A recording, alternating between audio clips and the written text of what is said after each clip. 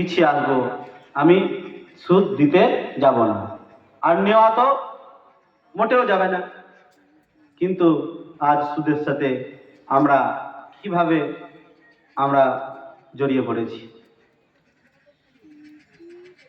ব্যাংকে বইয়ের মাধ্যমে যে টাকা রাখি, কারি কারি টাকা আমরা উপার্জন করছি, রাখতে দোষ নেই, উপার্জন করতে মোটেও দোষ নেই।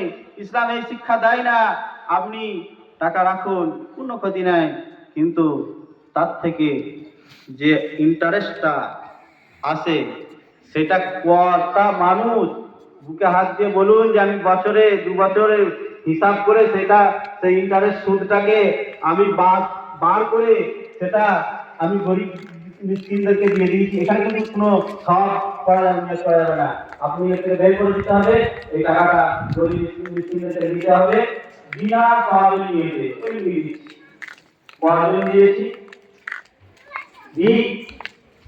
ভাই মোহতারাম।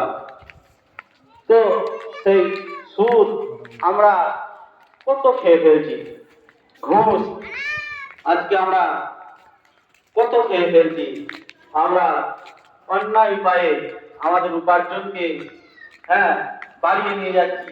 আমরা আল্লাহর হুকুম নবীর তরিকাকে ছেড়ে দিয়ে আমরা সারাটি জীবন সারাটি দিন কঠোর পরিশ্রম করছি শুধু নিজের দুনিয়াকে বানাবার জন্য, কিন্তু পরকালকে বানাবার জন্য আমরা মোটেও কেউ চিন্তা ভাবনা করছি না। তো সেই জন্যে এই মডার্ন, এই ফ্যাশন, এই আধুনিকতা, এই কম্পিটিশন, যাই কিছু বলেন, এই সব কিছুই এটা যদি দিনমুখী হয়ে যায় আপনি কামিয়াবি হয়ে যাবেন।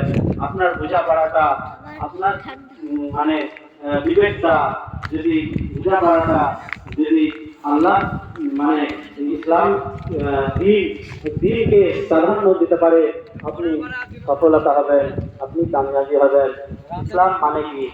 এখন আমি আপনাদেরকে বলতে চাই, এত তো দুটার কথা আপনাদের কাছে বললাম, কিন্তু একবার আসি যে এটা যেটা বললাম এটা হচ্ছে কি, আমরা যে আসতে না পারার কারণ বললাম, ভালো করে শুনবেন।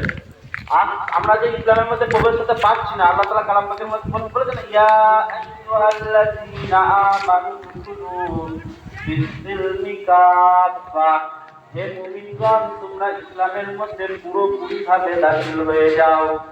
তোমরা ইসলামের মধ্যে ঈমানদারদের কি বলে, ইয়া আইয়ুহাল্লাযীনা আমানু, হে ঈমানদারগণ, হে বিশ্বাসীগণ, তোমরা